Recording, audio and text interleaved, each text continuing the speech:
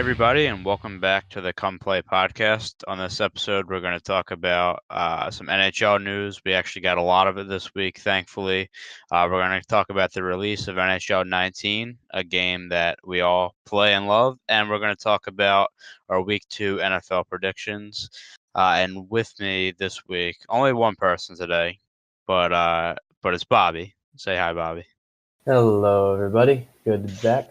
Yeah, Brendy's sick and Zach's being a bitch, so it's just us two today. No, I'm messing. But yeah, with that being said, our podcast might be a little bit shorter this week. We're gonna cut the In Case You Missed It segment since that's kind of Brendy's thing. And we also only have one big topic this week, which is close to my heart. But yeah, probably we just have some quick picks here. Me and Bobby are gonna talk about, and then.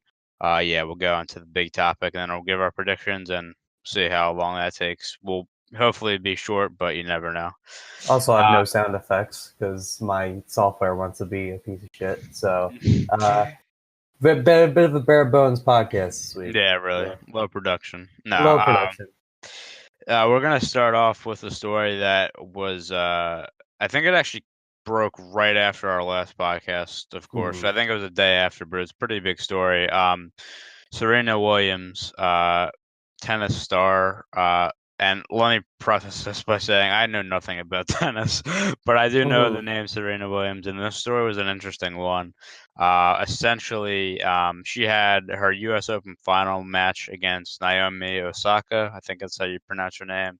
Mm-hmm. And the match was basically a big controversy.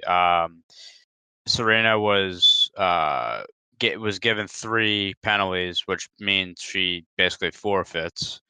And wasn't a forfeit. it wasn't a forfeit, but I'm sorry, wasn't it? You so take let me it because you know. Yeah, let me try and explain a little bit. So, what this is what started this off. So, during a game in I think the first set, if I'm not mistaken.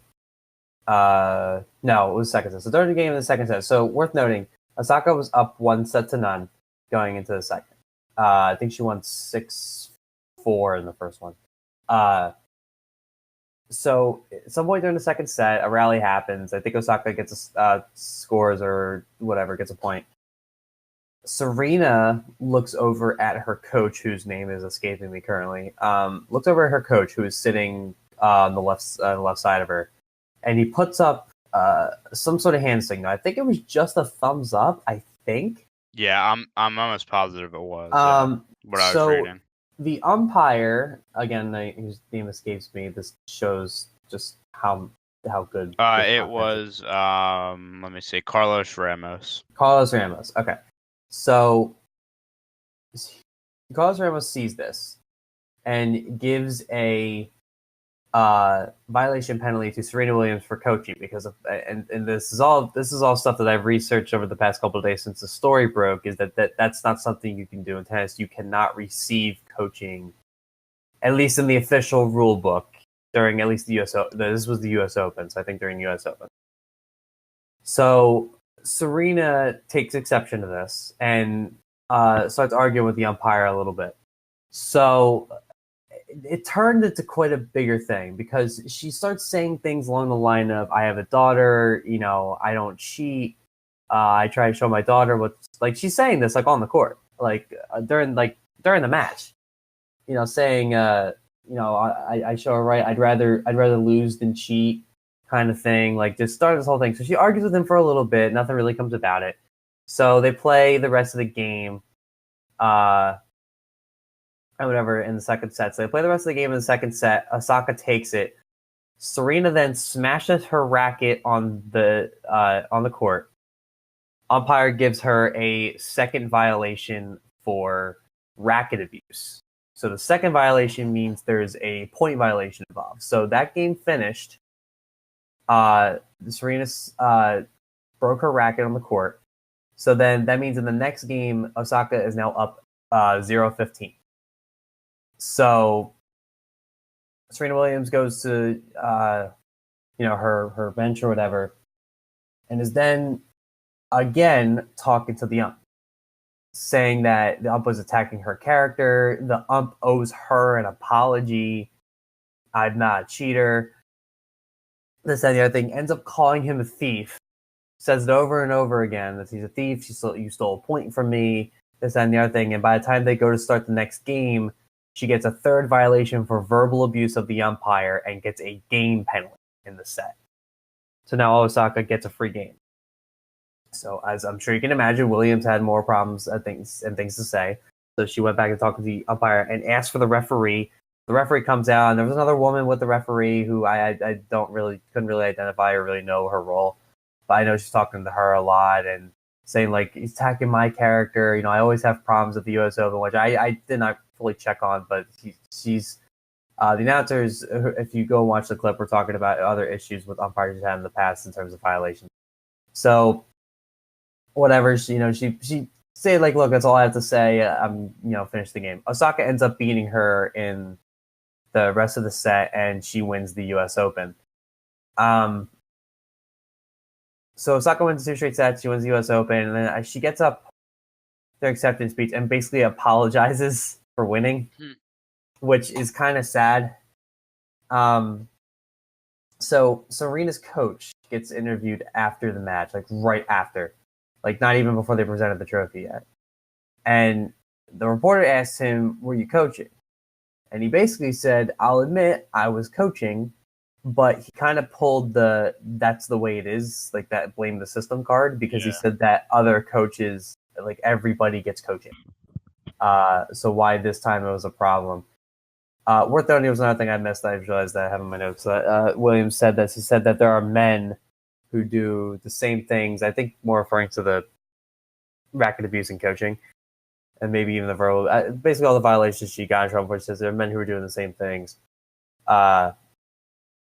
who don't get any violations or anything like that. Yeah. So it became this huge thing. Which that was kind of the big talking point after was the whole idea of sexism, which a lot of people are, of course it's a controversy, so that you're either on one side or the other. So, here's what's strange to me though. So the coach says, "Yeah, I was coaching," right? I mean, even if it was just a thumbs up, like just saying, "Okay, you're fine," or "Good job," or whatever, I don't know. She in the Serena Williams press conference, I believe, said, and I can be corrected if I'm wrong, that she didn't know she was receiving coaching, like something along those lines, like something like she wasn't trying to get coaching. Yeah, she said she wasn't calling for like an encore, right? Or something like that. Yeah. Yeah. So here's what I'm failing to. I mean, listen, I'm gonna preface by saying I'm not a tennis historian by any sense of the word. I can't possibly make the comparison between, like, okay, do men in the men's league get in trouble for things like this? I have no idea. I've definitely seen some YouTube compilations of players just going off on umpires. There's one who's specifically known for it, whose name escapes me, and I don't remember him getting a violation. But to me, it's like, if you're breaking the rules, you're gonna get a violation. To me, this isn't a sexist issue. Let's see. So she got coaching. Okay, that can be debated. Whatever. Empire made that call. Whatever. The racket abuse thing, I mean, that's a rule, I guess. That's something I didn't know either. Okay, she gets a violation for that. I know tennis is a bit more of a formal game. Like, you ever watch the ball boys, ball girls? Like you ever see them? Like they're robots, dude. Yeah, they gotta stand up straight and like not move, and then they stand up straight, hands behind your back, and then when the ball's done, when the play's over, hold out the ball with your one hand and like raise your other one. Like it's really odd. It's it makes me laugh every time I see it. But that's the game. And in regards to talking to the umpire, any sport that you start trashing the ump or the ref or whoever, you're gonna get in trouble, man. Like that's just the end of it. I mean, you see technical fouls all the time for verbal abuse in the NBA. You can easily get flags in the NFL for attacking the ref. You see in the NHL sometimes getting a penalty if to me, this is more of, okay, she broke the rules, so she's gonna get the violations. And then if she just kept her mouth shut for the rest of it, then She probably wouldn't have lost the game or lost the point. It's also worth noting here, Osaka beat her in 2 straight sets. So Yeah. to simply say that this whole thing cost her the game or the match, I should say, um, I don't buy that at all. She lost in 2 straight sets, so that means a whole set was played beforehand that Osaka won completely clean, like no issue whatsoever. And shout out to Osaka, she played extremely well. Like I mean, she probably would have won it without the controversy. You know what I mean? Yeah, Like, I actually seen too. It's funny. I mean, this is probably the case for a lot of female tennis players, but she was saying that Serena was like her hero, and she was growing mm-hmm, up and stuff like that. So it's mm-hmm, kind of cool. I guess my take on it with the research I did was like, you know, I look, she did wrong. Like, what she did in the mm-hmm, rule book is wrong. right, So there's that, but I mean, part of the issue too is like, that whole like coaching thing. Like they actually said too that they're gonna go back and review the whole policy for that after this. right, About the whole coaching thing. Like I just think some of the things are a super rule. Um, with the whole like racket abuse thing, like um again, I don't know much about tennis, but like what I've seen in the past is like when I've seen some people go to the sideline and they'll like break like they have a whole bag of rackets. They'll break every single one in the bag, and like oh I yeah, don't know if they ever get a violation, but like it might have been the case since she was actually I believe she was actually on the court at the time when she did it. So I don't know if that was the reason she got a violation for it, but yeah, right, I think like from my standpoint, I think she's in the wrong because in terms of like she knows the rules and like that's her fault, but in the same token, like some of these rules are kind of unfair. Um, I don't know if I mean, I don't want to get too into it. I don't know if I buy the whole sexism thing. I think they're enforcing the rules the way they're supposed to. right. Um, and uh, that's kind of my take on it. I think it's not so much the whole sexism problem. I think it's more the fact that the rules are just bad and they they have to enforce bad rules. At least what I gathered from research. And Uh, it's also like, look, if there's a sexism problem, yeah, let's have a conversation about it. But I'm not going to sit here and pretend to know enough about tennis to say that this is a total sexist action and controversy, right? To me, I look at this as, uh, a former athlete. If you know the rules, I mean, everyone bends them. I mean, mhm. but Any sport. if you're going on this whole tirade, you're gonna have consequences with it. And in this case, it cost Serena Williams a game in a high profile match. You know what I mean?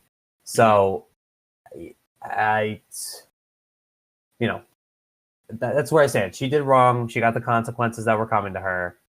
That's the end of it to me. I've always loved Serena Williams as an athlete, as even an off the court person. She seems Yeah. fantastic. Yeah, Big Has M. done a lot. Mhm. Uh, she was just wrong in the situation to me. I mean, the whole attacking your character thing. Here's the thing with me on that one too. That whole line, it's like unless there's some audio I have not heard yet. I don't remember the ump never said she was a cheater. Yeah, He saw something he was supposed to enforce. yeah, exactly, yeah. But like I don't like what is he supposed to do? And if there's really coaching rules and problems with the coaching rule, okay, yeah, let's go fix it. It sounds like that's what they're doing. So I don't know. To me, she got the consequences that came with what her actions were doing or what her actions were, and that's what she got. That's it. Congratulations, Osaka, for winning U.S. Open. Yeah, and there was a lot of, obviously a lot of the quotes she said about the whole thing with her daughters and stuff like that came out. So a lot of people are, I don't know if they're big advocates for her or big advocates for women in sports, but a lot of people were saying that, basically like, what she was saying was true and stuff like that. It's tough again for us to tell because, with the violations because we don't really know, but from what we've read in terms of what the rule book says and stuff like that, it sounds like what she did was wrong. And again, like I said, they're going back now and kind of reviewing this stuff. So maybe it's something that they change in the future to make the game better. You always want that for any sport. So hopefully that's something they take into consideration. But in terms of kind of our point, I think we both kind of agree that she was in the wrong um, in this, and hopefully, at least like I said in my case, hopefully something changes in the future. Because I don't totally agree with everything that happened, but she, did again what's wrong in the rule book. So, yeah, that's kind of our take on it. Yep. Now we're gonna move on to some sports we actually know about. Back to the NFL. Just a little bit. The Aaron Rodgers, Jesus he Christ. just GOAT status confirmed, man. Like, yo, this guy. So if you didn't see week 1, the Packers played the Bears Sunday Night Football, and what a game, first of all. But the big storyline of the game is Aaron Rodgers, third down play early in the second quarter, gets hurt. And Not in the most pretty way either. no, and this was also, again, like last year, coming off of I think he broke his collarbone in like week 5 or something like that, and then like missed several weeks. And this is one of the guys. I think he's the most talented quarterback in the league right now. I know Brady has the accomplishments, but I think Aaron Rodgers overall, like the way he can pick out passes and throw on the run, I think he's the most talented. He's my favorite quarterback to watch. So last year, not being able to see him, play much was tough. And then you see this first game of the year, second quarter, it looks bad. It looks really bad. He attempted to get up. He fell, like, he just couldn't put any weight on it. He eventually got carted off the field, and then you're like, there you go, season's over. Rip to the Packers, rip to anybody that has them in fantasy. But they come out of halftime, and look who it is. Aaron Rodgers comes out of the tunnel.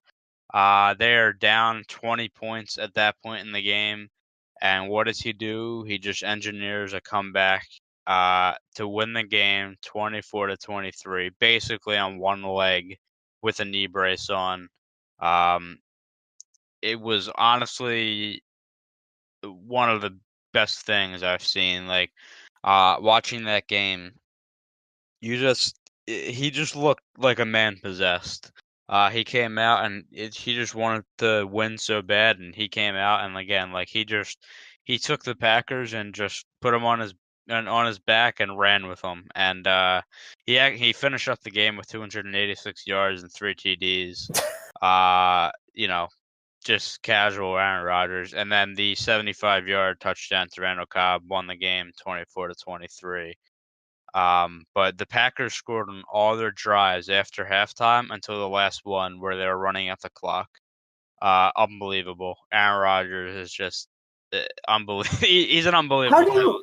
How do you come out of the tunnel like that after that, man? Like he was, and the thing too was, I always say, like, everybody knows their body the best, and he was visibly upset when he was getting carted off. So I'm like, dude, this guy like tore his ACL or something, like it's bad. That's what I thought. And then he comes out and like he just goes ape shit and just engineers his comeback. And the latest report I've seen is he's day to day.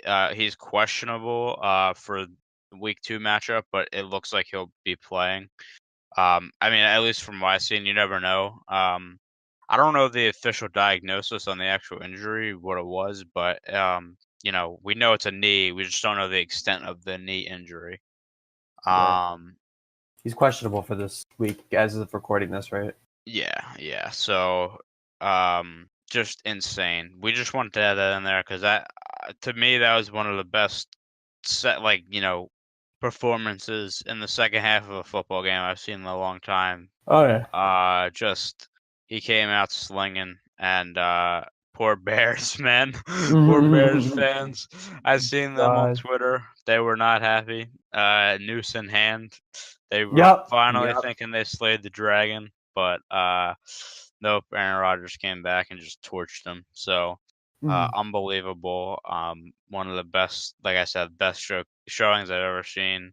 The guy is again. He was essentially on one leg for that second half, with that knee brace, which didn't look that comfortable, honestly. So yeah, he came out slinging. Unbelievable. The next story is a follow up to actually a story we covered last week. This one's interesting. Very. So Michael Kendricks, we talked about him last week. Former linebacker of the Eagles, Super Bowl winning Eagles. That is. I still can't believe that. By the way. No, I can't get over it. We're both from the Philadelphia area, but not Eagles fans. Not Eagles fans, but I have a soft spot for the Eagles since they're from my hometown. But the landscape has changed. Oh my God, dramatically since that win, dude. Let's just touch on this real quick because I don't want to spend too much time on it. But Eagles fans would be negative all the time when their team would do bad. You get the team is down 17-0 at halftime. The boo birds come out at the stadium. They were always unhappy, but this last season, the narrative has definitely changed. Obviously, I mean they won the Super Bowl, but anyway. But what's funny? Boo birds apparently came out last game. Oh yeah, the when it was 6-3 at halftime, they were booing. I'm like, oh, that's right. Oh yeah, that was week 1. I'm sorry. It wasn't. Yeah, your team just won this. Dude, I wouldn't. What do you want? Yeah. Oh my God. Anyway, Michael Kendricks then signed for the Cleveland Browns. This offseason was featured in Hard Knocks, actually. Going back to that show, you know how much I love it. And then he was had charges for insider trading, which he pleaded guilty to.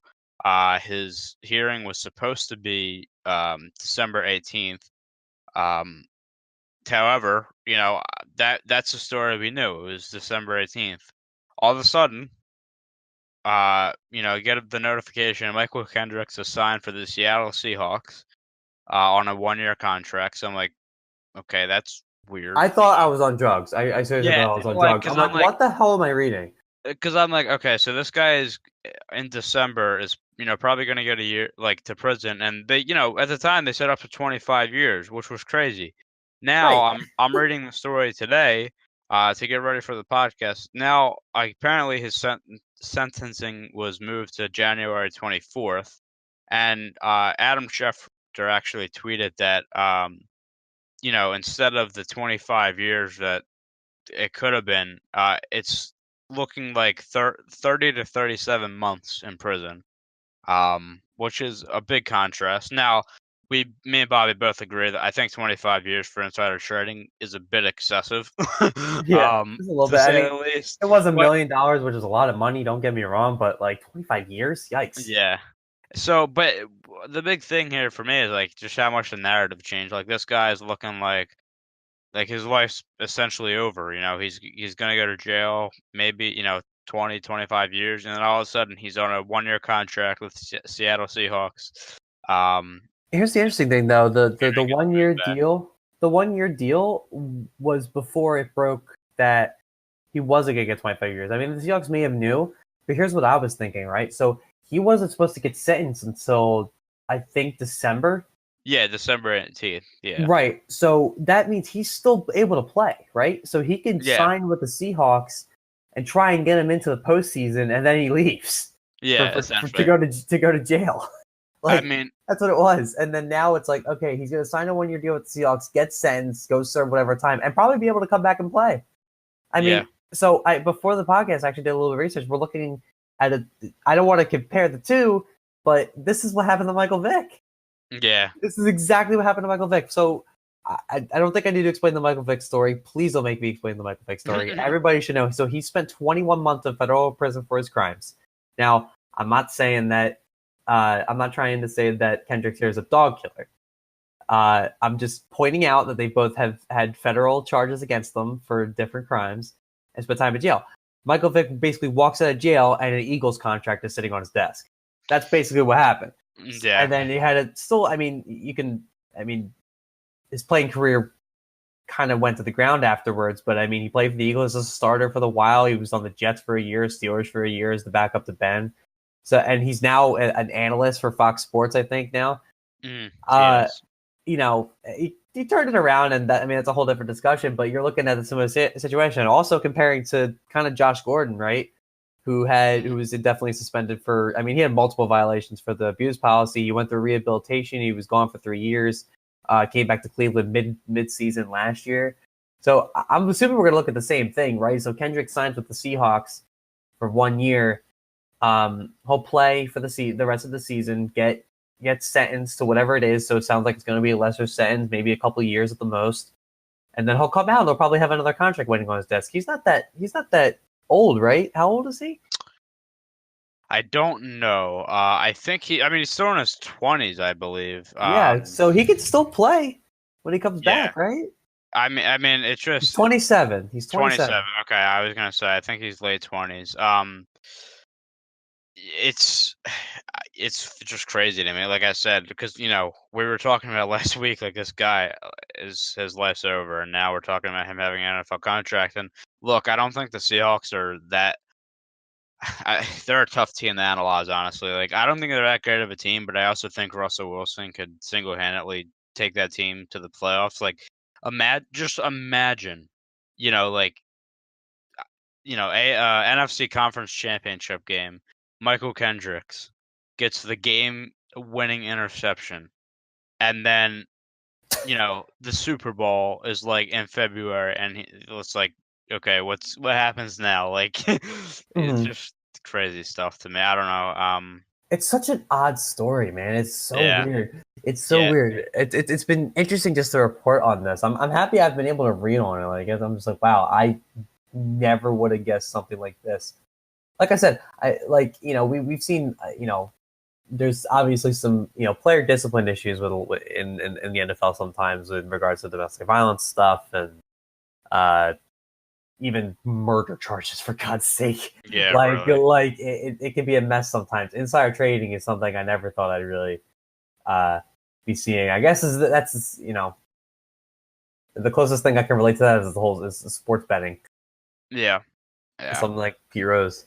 It's really the only thing I can relate it to. I've never seen a sports player or sports player. Oh my God, that's what am I saying? I've never seen a professional athlete get in trouble for insider trading before. If there's another story, If there's another story of something like this. Yeah, I was gonna say I don't remember a story like this ever. Strange. Ever being. Yeah, it is very strange.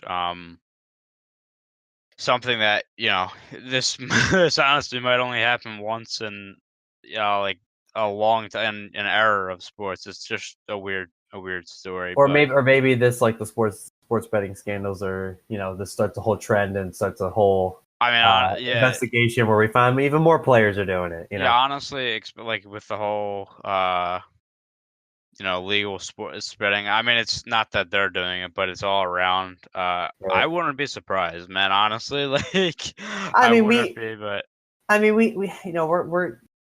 in an age where we're seeing high up executives of companies start to get in trouble for things they've been doing for decades, right? Mm-hmm. I mean, everything from the Me Too movement to insider trading to other kind of deals. You never know, man. You really never know, and this story just kind of proves that you never really know what's going on. This is such an interesting read to me. It's interesting. Yeah. Again, just to wrap it up, it's something that you don't see much, but yeah, interesting read. We have Bobby. We finally have some NHL news. Oh my God, and a lot of it too. We have a lot.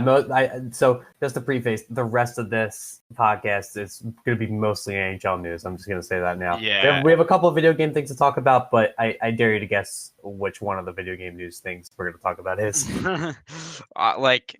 This is we're in the second week of September, going on to the third week. I think this is the most news in the NHL ever in the years that I've watched it. And like this week of the it's September. Like preseason just happening, but I don't know what happened in the NHL this week, but the GMs just went crazy.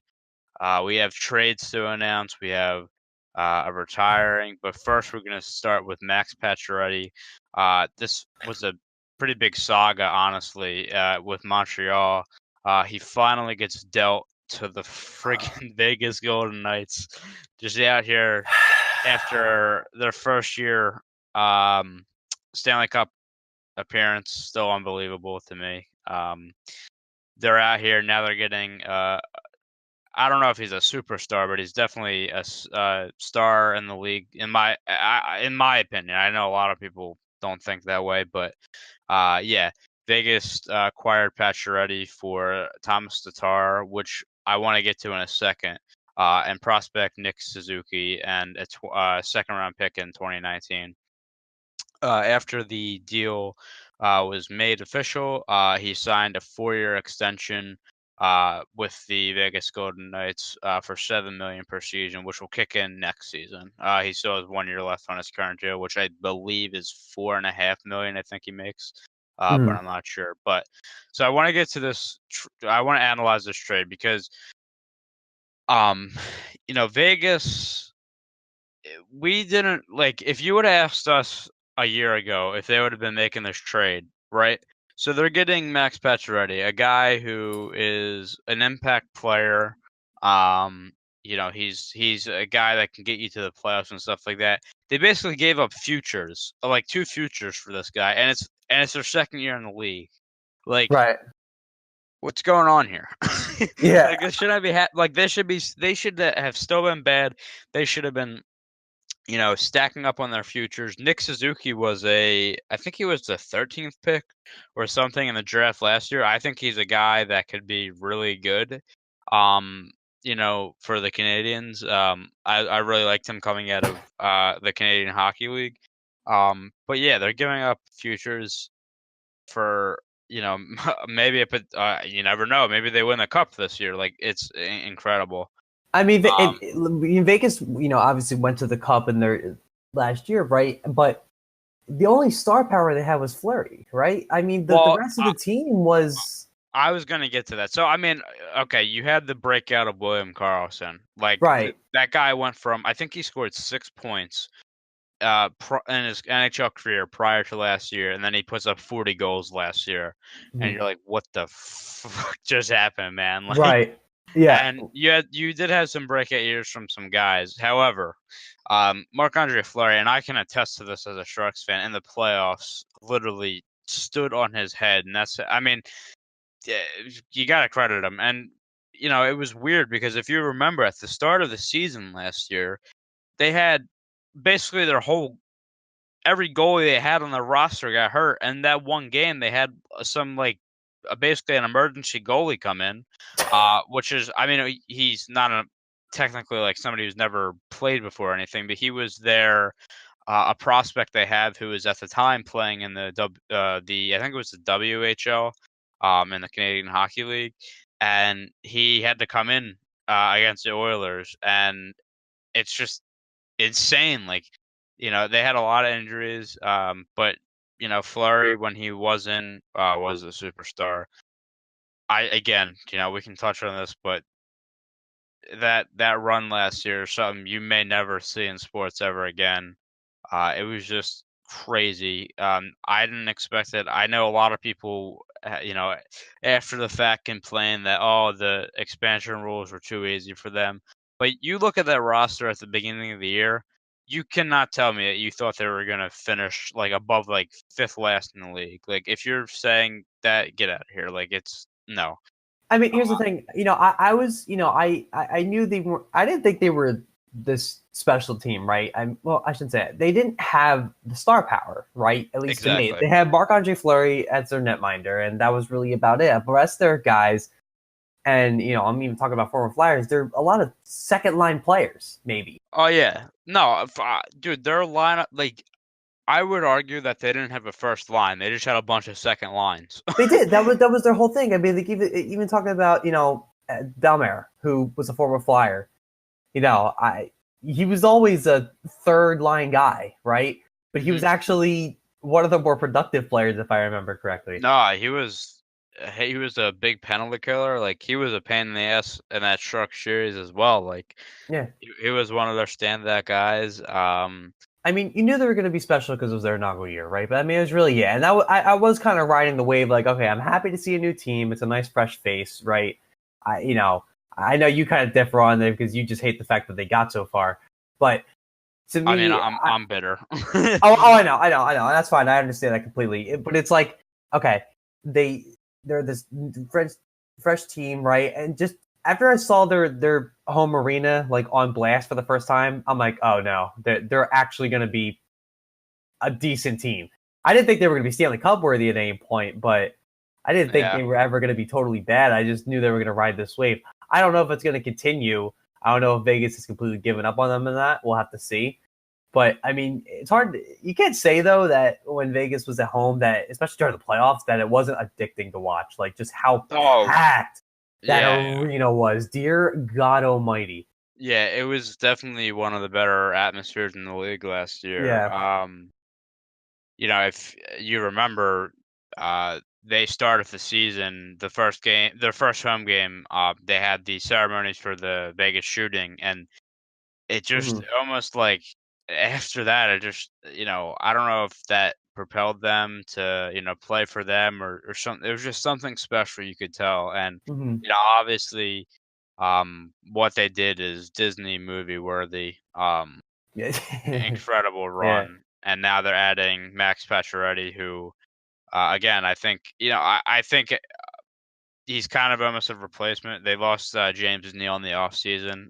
He signed with the Flames. Like he's kind of like one of those players. Like again, not a superstar, but a really good player. Will give you a decent amount of points in the season.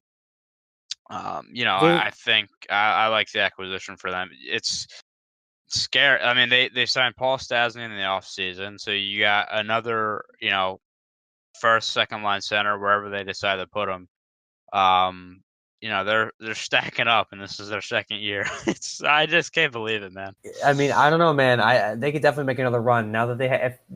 I don't think they lost that many. I mean, I know they lost Neal, which kind of sucked. They still have Fleury in the back, which is the big thing. Listen, I keep mentioning his name, yeah, for good reason. You cannot sit there and tell me that if Fleury was not at their netminder, that they would have won the Stanley Cup. You cannot convince me otherwise. You can't. You simply can't. Yeah, for sure. I mean, I'm gonna go back on it one more time. I've never been so frustrated at watching the Sharks, and I wasn't even frustrated at them. I was just frustrated at the fact that literally, like, Marc-Andre Fleury was godlike in that series. I think at one point his save percentage was like 960 or something like that. Like that's ridiculous. And he's how old? Like, he's been around a while, man. Yeah, I mean, I remember, 2003, I think he was the first overall pick. And for a goalie, I mean, that's rare to be the first overall pick. And I always liked him. I really did. I've kind of followed him through his career. And, I never would have thought that this year he did what he did. And, dude, he's so fun to watch, too, because he's having so much fun out there. He's always smiling. Yeah, that's the he's thing. always having a good time. That's the thing. Like he was a Penguin, right? And as a Flyers fan, he was a pain in the ass. Yeah. To play against. I mean, but it's hard not to like him because he seems like just this really awesome guy off the ice. Yeah. Like he's always pranking his teammates. I don't know if you saw the video the other day where I don't know what they were for. I don't know if it was for like a scrimmage game or something, but he was in the Penguins locker room and he hog tied the sleeves of Malkin and Crosby's jerseys with tape. It was pretty hilarious. Like he took the sleeve and folded it inside out and taped it so that when he goes to put on when they go to put on the jersey, they can't get their hand through. Yeah, it's hilarious. It's hilarious. I actually didn't say that.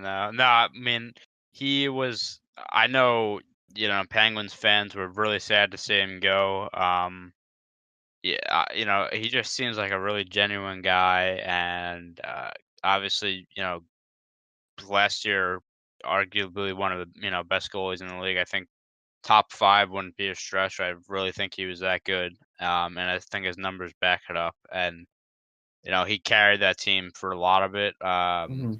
And now again, like they got the superstar. One thing I wanted to go back on real quick because one of the pieces that Vegas moved was Thomas Tatar.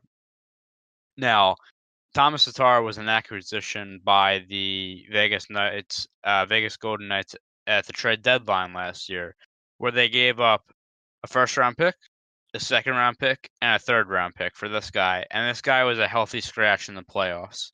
They gave up all that for him, who he basically did nothing, and now they're dealing him. Look, I mean, they got to the Stanley Cup final in their first year. I'm sure they're not sweating it that much, but they gave up 3 draft picks and 3, a first, second, and third is nothing to, they could all turn out to be really good, and they're already dealing him. I think if you were to pinpoint one mess up, he would be the one in their existence of like something they kind of screwed up on, but he's gone. I think he'll be like a 40 to 50 point guy for the Canadians, who already are have a bunch of people at the wing. The wings. The guys they really need are centers, which Nick Suzuki is. So hopefully at some point down the line, for their sake, he can be a first, second line center for them. But Vegas out here making deals. And they got Pacioretty on that extension. So I think they have another rug because they have Stastny now too, right? So yep. So Pacioretty, Stastny as their top line. Yeah, I mean, first or second line, you never know. I mean, you got to see. I'll be interested to see again. William Karlsson, will he have the same year he did last year, or is that just flash in the pan kind of deal? You got like players like Alex Tuck, who really shined last year, young guy. See what he kind of comes back and does. It's going to be, I don't think it's a surprise. I think they'll be good again. I think they'll be a playoff team again. Would it surprise me if they struggled this year and missed the playoffs? It absolutely wouldn't, because they're an expansion team. They should be doing that. You never know. I mean, it might have been some magic last year that maybe wears off this year. We'll just kind of have to wait and see. I don't know. I'll call that they're going to have a playoff run. But Tyler, did you know? Did you know that this is the first Pacioretty trade in the Vegas Golden Knights era? The first Pacioretty trade in the Vegas Golden Knights era. Oh, okay. I mean, that makes perfect sense because he's only been on the Canadians for his career. But I love that meme though. It's like, random stat in the Golden Knights era. Like everybody was saying. Yeah, I also want to point to Max Pacioretty's writing on the Players Tribune. They put it 2 days ago. It's actually hilarious because a lot of it's about his kids, who are pretty young. So apparently, when he told his kids after the trade, they asked him what team are they on the sheets, which are referring to the official NHL bed sheets that they got for their kids. And it was before Vegas got made the expansion team, so they're not on the sheets. So he had to explain to them that they're not on the sheets, and they're this new expansion team or whatever. To his kids who are young, they're 4 and 3, but apparently he's also saying that they're complete hockey rats. So that's awesome. So they know, but that was the question he was immediately asked. But he was go read it. Go find Max Pacioretty. It's called "We're Going to Vegas." It's his latest writing on the Players Tribune, which we have advocated for 100 times. Yeah, I was just about to mention again. I if you ever want to read some genuine pieces from athletes around all the sports and kind of get an insight. A lot of them do it for like retirements, or if they get traded somewhere, they'll write something. It's honestly, it's awesome. You kind of get an insight of what they're thinking, and it just seems genuine. So I highly recommend checking that out at any time. But yeah, we are going to move on to our next story, another NHL story. This one was really random. This was out of nowhere. This could end up being a big deal. Steve Yzerman former GM, now former GM of the Tampa Bay Lightning, stepped down. He said he's stepping away. His words were he's stepping away from the role of the general manager, and it's going to be given to who was his senior advisor, Julien Brisebois, or Brisebois. I'm not sure how you say it. It's French Canadian. I have no clue how to say it. But he is now the new general manager of the Tampa Bay Lightning. Yzerman's now the senior advisor now, right? Is that what he's doing Yeah, now? essentially, they basically switch roles, but it sounds like he's unsure about his future, kind of thing. He said he wants to spend time with his family. He also, I mean, he did say he's I wants to go to Detroit. yeah, exactly. I was gonna say he's 100% committed to the Lightning this season. I don't know about that. Yeah. But this is kind of the thing with the Brodeur story we were talking about a few weeks ago. Like, he stepped away from the role with the Blues, and then a day later he took the job with the New Jersey Devils. I don't think it's going to be the case here. Do I see him going to Detroit? I do, as a manager, or like at least some kind of role there. Hmm. The Red Wings general manager right now, Ken Holland, is rumored to be potentially one of the guys that takes over the new franchise that's going to come into the league, the Seattle franchise, which would open the door obviously for GM job, which would be perfect. But you never know. I think. I mean, it's all speculation at this point, but I think a lot of people are assuming that he will go to the Red Wings at some point. Maybe this year he sticks it out to Lightning, but Yeah. um, yeah, I think he because I believe he has one more year left on his contract. I think that's what I read. Because he declined over the summer a contract extension, so I believe he has one more year. So Um, I'm reading real quick that he apparently was in a management role for the Red Wings for a couple of years, but oh, I don't know that. I could be wrong. This was a quick look up, but Okay. Maybe he I'm was not sure. like Don't one of quote me. those like jobs that I'm like they say exist, but I'm not completely sure. Like he kind of just hangs around and I like has it. No, you know what's funny though? According to Wikipedia, it says VP.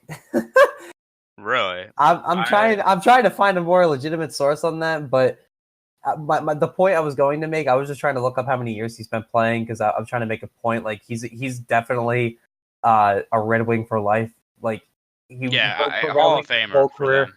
Yeah, so he was the fourth overall pick in 1983 for the Red Wings, and he spent 23 years on that roster. Mhm. 23 years. He stopped playing in 2006. So and he's also the I think he's the seventh all time leading scorer. So yeah, no one's surprised if he goes back to Detroit. But I need to go find this confirmation real quick. I'm gonna keep doing that. But if we want to move on, it's okay. But Yeah, no, I mean, I'm trying to think because I mean if he retired in 2006 maybe because I think he signed on with the Red Wings in 2010, or I'm sorry, the Lightning since 2010. So yeah, but it's a crazy story for the fact that in my opinion and a lot of people around the hockey community, he's been one of the best GMs in the league recently. The deals he's made, putting the Lightning into successful positions, last year trading for Ryan McDonough and JT Miller at the trade deadline, giving up some pieces there. He's made a lot of good signings and stuff like that.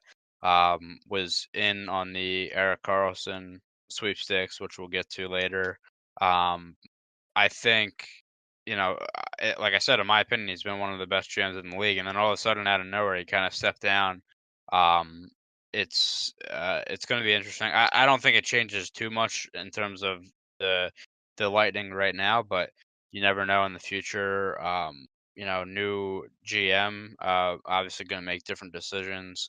We'll kind of see where the Lightning go, but I think in terms of this year, I think the Lightning are still a top.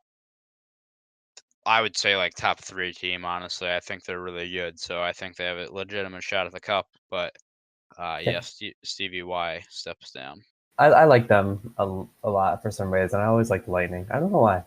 Like they're one of those teams that like I have a weird soft spot for no legitimate reason Yeah, whatsoever. well, I was gonna say like I have soft spots for some teams, but like Right. them, my grandparents lived in the Tampa area for a while. I've been to a game there. It seems like a pretty good atmosphere. Um, yeah, it's I have like you said, I have random soft spots for teams. Their jerseys are nice. Yeah, they do have And nice something always like even their blacks, like in the early Yeah, 2000s, like dude, yeah, those were the jerseys, man. Those were the threads right there. yeah, and they Just put on saying. a really good show last year with the All-Star game. So, Yeah, they're always a uh, fun, strong team to watch. I'm surprised they haven't gone to the cup again in yeah, the past couple of years, but you know, just a little random comment. I was a soft spot for Tampa. yeah. But well, again, we'll kind of have to see how things go with Tampa. And our next story relates to the Red Wings as well. This was again out of nowhere, like kind of how the stories have been in the NHL because you don't expect a lot. Henrik Zetterberg, one of the elite players in the NHL for a long time in the 2000s, announced his retirement yesterday as we recorded due to a back issue that has been bothering him. I in my opinion, I thought this was going to be his last year anyway, because I think he has one of those backdiving contracts where, like, in his first like 3 years, he got like I don't know $8 million, and now like this year he makes like $1 million. So I thought he would retire, but at the end of this year, but it turns out that he is retired now again with a back issue. Uh, I'm gonna read some of his stats because they are very impressive. Yeah. He's played 1,082 games, 337 goals, 623 assists. Red Wings captain, obviously, which is a pretty big deal because that's a established franchise. He's a Stanley Cup champion, and in that Stanley Cup run, he won the Conn Smythe. So this guy, I'll I remember him because on the old NHL games, he used to be one of the most OP, in my opinion, one of the most OP players in the game. Always consistently good. Red Wing for life. And he was one of those guys that was picked really late in the draft and worked out. I think he was picked in the 7th round, if I'm not mistaken. And his He was a 210th pick overall in the Yeah, there you 1999. go. Yeah, and he's a no doubt Hall of Famer. And for me, so it's a little bit sad because I always liked Zetterberg. One of the I feel like I say this about everybody, but I'm gonna say it Mhm. again. One of the nicer guys. It seems like genuine.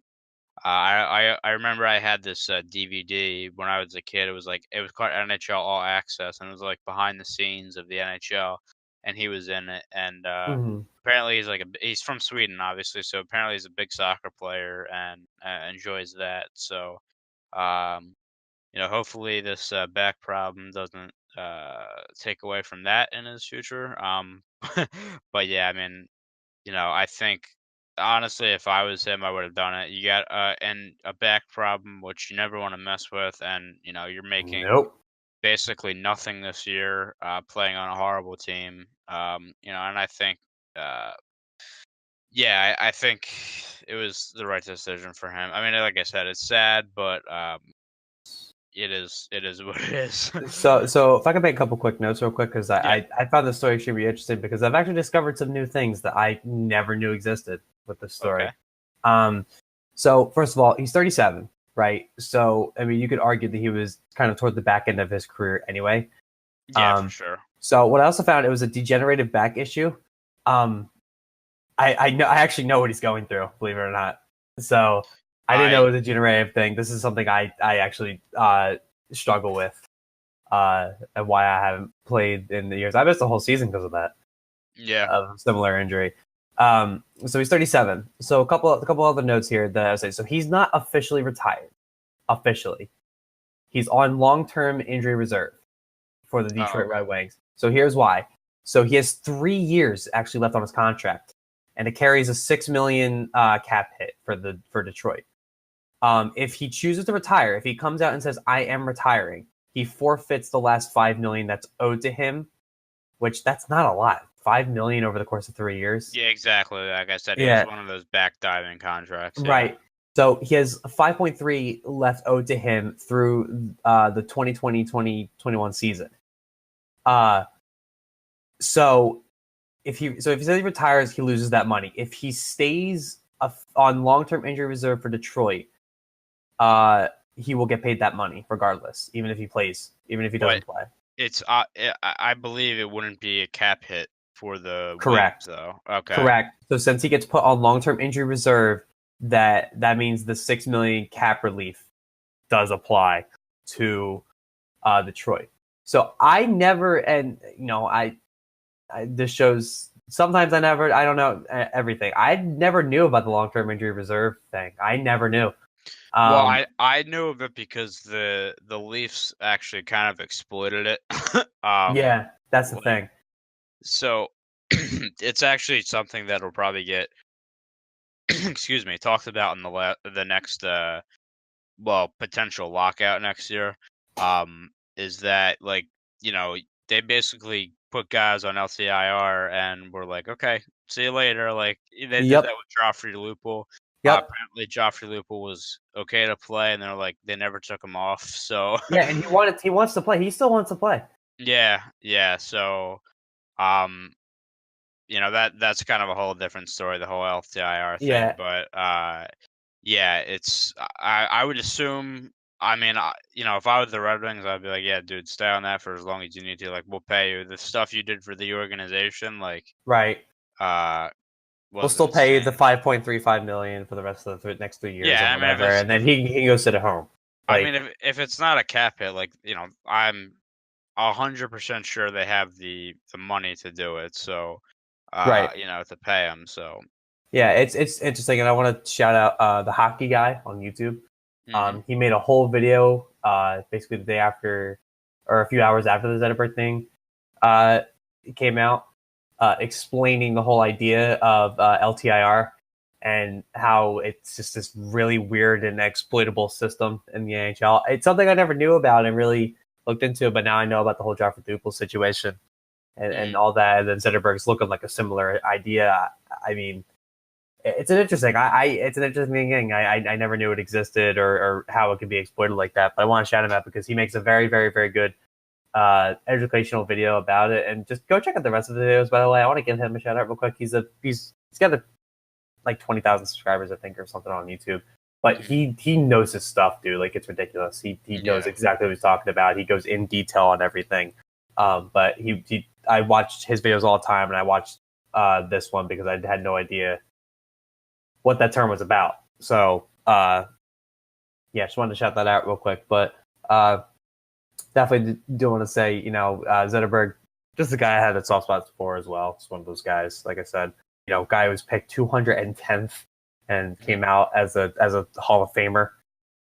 I mean, yeah, you always got to give it up about that. You always got to give it up for those guys who kind of defy the odds because, unfortunately, I think this is kind of I think now more it's not as much of a trend, but before it almost seemed like, if you get picked in the 7th round, you have that tag on you for the rest of your life. So yep. It's like people almost want you to fail kind of thing or expect you to fail.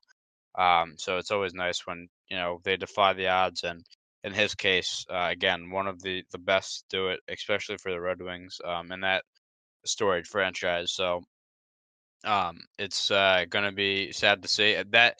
Interesting point too. That Red Wings team is completely different from what it was, 5 years ago. Like, back in the 2008, 2009, they went to the Cup back to back. That they were always one of the best teams in the league. They had that long streak of 20-some years not missing the playoffs, and they went from that to where they are now.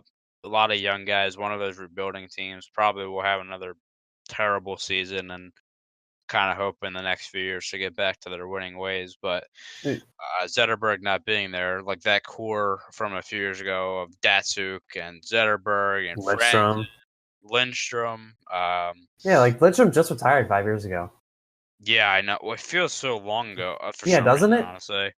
Um, they have Cronwall there still, who he's 38, I think, probably gonna Yeah. retire soon. So that's it's a whole new look team from what it was only Yeah. a couple years ago.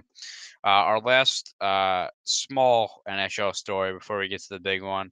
Uh, Nashville Predators forward Austin Watson was handed a 27 game suspension uh, for a domestic abuse. I don't know what the word would be. It's a weird story. I guess it would be domestic assault, but essentially, I'm not sure when this was. So I think I might have according, been over the summer.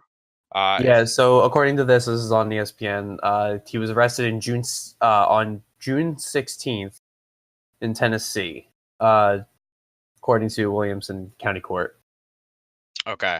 Essentially, what happened was he got into a dispute with his girlfriend, and I think I don't know if there's a video to it, but I thought I might have seen one. But he slapped her. She didn't press charge or anything, but um, we talked about this before at the NFL about the whole domestic abuse thing and how we believe that it's awful. That their policy is awful, and the NHL kind of comes out and makes a statement. I mean, I know it's 27. It's regular season at the end of the day, and 27 games. I mean, it's a lot. Don't get me wrong, but It's about what it's maybe like a third of the season, quarter of the essentially, season. yeah, or 30, 82 games. So yeah, Yeah, about a third. But no, they kind of came out and made a statement. I think I know a lot of people are kind of doubting it, but I think 27 games is something. Domestic abuse should not be taken lightly in the NHL. You know, Gary Bettman. I hate the guy, but he actually came out and had a statement about this and the ruling. And I actually agreed with him for once. So, yeah. I mean, um, so I wanted to just point out. So this isn't the first domestic violence case that NHL has going right now. So they apparently, I didn't know this so recently that LA Kings defenseman Slava Voinov yeah. suspended definitely for 2014 for another domestic incident, and he still hasn't been reinstated. He's apparently seeking reinstatement. Yeah, I was just gonna say this year he was trying to get back, but I remember that story because he like I think it was his wife, but that was a big story because like he really did damage. Really, And yeah, I don't recall that story. um and this year he was looking for reinstatement and like I don't I don't know why any of the teams would sign a guy like that again. Like I mean, I just we it's a brought bad up look. Michael Vick earlier. We brought up Michael Vick earlier, and Yeah, he yeah. was in the league for a while. Brought up Adrian Peterson had a similar thing with his kid. He's back in the league as the Skins running back. Um, Yeah, Ezekiel so Elliott with his issues. yeah, He's star running back for the Cowboys. Like they come back, man. I mean, it kind of sucks when you think about it. I mean, I look at it this way. I mean, you better be able to do whatever you do after this incident, and after you face the consequences for what you did, you better be the best goddamn person on the planet after the fact. You know what I mean? yeah. I Like, mean, again, in his case, like I said, I don't remember it completely, but I I remember it don't was pretty either.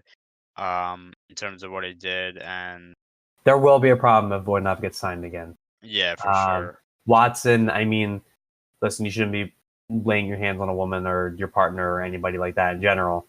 But it sounds like he pushed her or something. He pushed his Yeah, girlfriend or I'm actually whatever, looking at it now. So it looks and like he that's about pushed the her. extent. That's about the Yeah, extent of it. Which, again, I'm not trying to lessen that impact. That you still should not be doing that, and that's harmful, and you shouldn't be doing those kind of things. But I guess it's like could have been a lot worse. yeah. Unfortunately, saying that, but yeah, I agree. I'm actually looking at this article. It's from People.com randomly. Mhm. But it's basically saying she had red marks on her chest, and also she told officers that he gets quote unquote gets handsy with her sometimes, Nah, which is not a good look. no, not a good look. So Um, he might even be, I mean, I'm surprised he's not released already. So interesting. I think the NHLPA is looking for an appeal on this. I think that's what I I heard believe so too. before. That's what I heard before. So that'll be interesting. But to me, there's no getting out of this. I mean, just take the suspension. You screwed up. You obviously screwed up. Take the suspension, and I hope there's some good that comes out of that family going forward. Yeah, Whatever that may be. It's just a sucky situation, but good on the NHL for investigating this thoroughly. yep. This happened in June, and making a statement as a league, as an Yeah. organization, saying that they're not doing this. And good on also Nashville Predators, I think, coming out with a statement saying that they're completely cooperating and accepting of what the NHL has consequence-wise for their player. Yeah. So good to see. You don't ever really want to hear about a situation like this, but it's good to see that there's a statement being made about it from the league and from the team. I'm actually just reading this too, just to wrap up the point. He, excuse me, he pleaded no contest to domestic assault charge in July and received 3-month probation. Okay. So yeah, just to kind of put a bow on that. Mm-hmm. Not a great situation, but again, I like how the league handled it, making a statement, and hopefully it's not something we have to talk about in the future, but unfortunately, it seems like almost something that happens a little too much in sports nowadays. But we have some video game talk to move on now. One that hit. Unfortunately, it's just me and Bobby here today to talk about it, but hits the whole group. We love this game. We love the series, I should say. NHL 19 was released. The official release was September 14th. We got hands on with it for the past, I don't know, we played a couple hours. Yeah, we have a Got some few games hours on on EASHL, so we're big EASHL players. Yeah. So we started our team back up. I'm a big fan. They definitely reworked a lot of the all nice action, and I'm a big fan. I love how we said we love the series. Yeah, I'm sure we've complained 100 times about NHL. Oh, I know. Well, I should say we love the idea of playing NHL games together. It's just that we get very frustrated. There's a lot of crap, like bullshit, that we have to deal with in those games. But I agree. I think they made a lot of good changes. The one thing that everybody's talking about, rightly so, is the skating got overhauled and it looks so just nice. so silky smooth. Love it. You don't get stuck in the animations like you would in prior games. I brought this point up yesterday because, whenever I play defense or like when I'm playing online team play, I use this feature a lot. Like, you're skating backwards, and when you go back to skate forward and make a pass, you kind of like got stuck for a second in an animation and will like delay everything. This year, back skating, front skating, excuse me, is lightning fast, like it should be. I really like the changes they made there. The World of Chill, the ones mode is kind of cool. Disappointing. One's mode is so fun. The only thing is we thought we would be able to play with each other, friends wise, but that doesn't look like it's the case, which is pretty unfortunate. But maybe I hope it's they add something. that in later. Yeah, I've seen a lot of outrage on it, so maybe it's something they add in the future. I hope, man. Like, I think that'd be a lot of fun. Oh But my god. yeah, so and I like that. I really haven't touched Ultimate Team. I don't know how much I'll touch it this year, but just in terms of the gameplay, I think the skating's better. One thing that another outrage, which it's a big point I want to discuss here. The tripping, the film checking has been quite honestly frustrating. It's funny. So we play ASHL 3 versus 3. Regular gameplay, and then yesterday me and Brendy went into the threes mode, like the arcadey kind of mode. Yeah. And for some reason in that mode, it's a lot harder to get a tripping. Like it's almost impossible to get a tripping penalty in that. So it was just refreshing just to play that mode, just to not get a tripping penalty. Like, as sad as that is, like, honestly, I think the gameplay other than that it's the best it's been in years. It might be Yeah. the best it's ever been, Hmm. and it's just that's really frustrating. Yeah, if you hit, what is it, LB? So if you hit RB. LB, RB, sorry, if you hit RB, expect a tripping call. Like, Yo, I literally have a video, and Bobby. Oh yeah, you were in the game yesterday. Literally, like I had to pause it because I was almost positive. I'm in the defensive zone, and I poke check a guy, which you can literally see in the replay. My stick hits his stick, he falls and the over. guy goes down for a He penalty. pulls a Like, Neymar. yeah, well, it's like it's obviously just in the system. Whenever you hit poke check, basically in an area like against a guy, they go down. But it was like Right. so frustrating. Um, I think that's something that it has to be tuned down a little bit. Like, I mean, it's also a good thing too because like, I'm on the side yeah. of it beats the spamming, right? Don't like. Okay, don't get me wrong. I think that it's necessary to do that. I just think it's a little excessive right now. Yeah, they basically tip the scale the complete other way Like, in terms of okay, how poke checks get. again, I don't care if you get a tripping penalty every time you hit somebody's skates. That's fine. That's how it's supposed to work. But again, I literally poked just the guy in his stick and he goes down because that's Right. just how they're making the game at this point. That has to be changed. That's a big problem. So, uh, I I will admit I may have been one of those poke check spammers from time to time. Not If you weren't doing that, you weren't winning. Like, okay. I will say, like, not as much as other, like, guys I've seen, like, it's really bad, like, that's all they do. I mean, I will go in for a hit here and there, but, mhm, yeah, I mean, in the old games, that was the way to do it. You keep them to the outside with the poke checks, and that's how you kinda win games, but right. this year, I'm literally, like, afraid to hit poke check. Like literally, like, I'm giving up so much more scoring chances because I'd rather not trip them and kind of take my chances. But the one good thing I'm kind of noticing, I would consider myself a pretty good player in terms of like deking and making moves. And in 3 versus 3, you get the penalty shot for every time there's a penalty. And I've had so many problems scoring on penalty shots because they made the goalies so much better, almost too good. But yeah, I think the goalies have gotten better last year. They kind of sucked. I mean, you still have the Mhm. occasional cheese goal here and there, which like they should be saved. But uh, in my opinion, I think the gameplay is all. I think it's the best it's been in years. Just if you tune down the tripping penalty, uh, the other thing. Of course, Zach was upset about last night when we were playing was apparently there's like a glitch goal that people found in the penalty shot already, so that's great.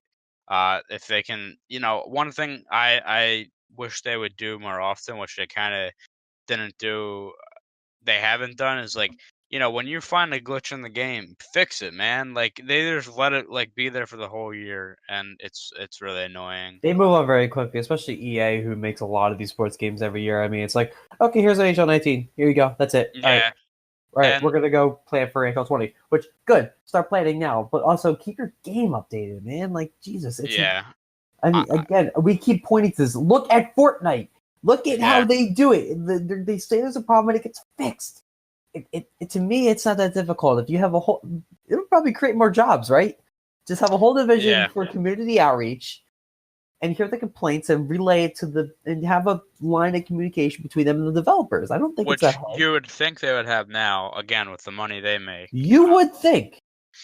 But, that's a lot. Like, with the Erik Karlsson trade going through, a lot of people were so surprised that, like, they actually already updated it already where he's on the Sharks now. But, Right. in the past, like, they literally do a roster update every month. And, like, you can't do that. Like, like MLB The Show, for example, does a weekly roster update every week. I think they do the same with Madden as well, I'm pretty sure. just you gotta keep up with the game. You can't just put it out and say, all right, here you go. Like that's it. You gotta make changes. Um, if you want to be successful, and I say successful, saying that they are successful, they make a ton of money, but it's frustrating at times. I like the direction they're heading. They just gotta touch up on some things, and hopefully, that'll hopefully everything will iron itself out. But We're so spoiled. Like we're complaining about yeah, roster updates and like NHL '97. Like if a trade happened after the game was released, it's like, well, tough luck. yeah, it's essentially yeah. I mean, my uncle like literally still has a PS1 and plays NHL 2001 all the time. It's a good game though, by the way. It is, and I'm like, I know we've come a long way, but there's still some things in the NHL game right now that just are really frustrating. But overall, I would give if I had to grade the game, I think I'd give it an A minus. Yeah. I like how it's going. Like I said, I like the introduction of the ones mode. It's good. I really like it. I would like to see you be able to play with friends again. Hopefully, it's added. I like the hockey bags. That's kind of cool. The only note I'll make on that is that it for the EASHL Club Awards is a little weird because it's like we're waiting on our logo that we've used for the past year, and we have to wait until we get it out of a hockey bag instead of leveling up. So levels are kind of useless, at least to me now. Yeah, well, it's. I mean, the only reason there's levels is so they can give you another bag each time you level up. Right.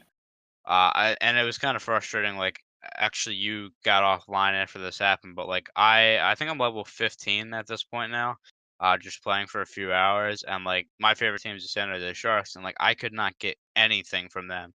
And finally, like, I got to level 15, and I finally got something from the Sharks that I can wear on the ice. But like, it took me that long. Like, I wish maybe if they gave you like, obviously they can't do it now because the game's already released. But like, if they were to give you like, you set your favorite team, they give you one piece of clothing from your favorite team or something like that, just so you have something. I think that would have been cool. Same thing for ASHL, like give you something that you like to use, or you pick out something like so we can have our logo or something like that.